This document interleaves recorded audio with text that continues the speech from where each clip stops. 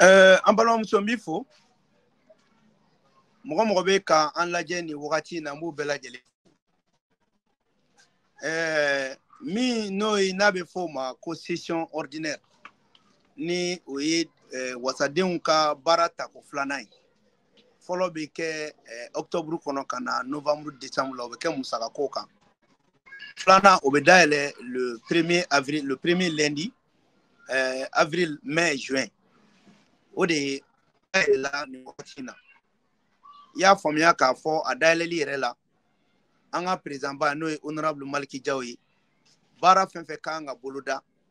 a kumana o bɛɛ kan an ye mun kɛ kɔrɔlen a kumana o kan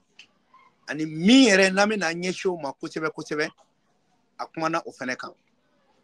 min ye ni session min bɛna dayɛlɛ n'a bɛ fɔ ko nin baara boloda min bɛna dayɛlɛ nin kalo 3 in kɔnɔna na a bɛ ɲɛsin fɔ jamanadenw kun ma a bɛ ɲɛsin ka gouvernement wele fɔlɔ premier ministre Choguel Kokala Mayiga baara mun bolodara a ye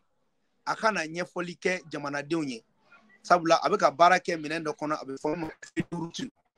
jamana ka sariya gafe min n'a bɛ fɔ ma ko charte o kalamani 16nan o bɛ yamaruya di CNT maaw ma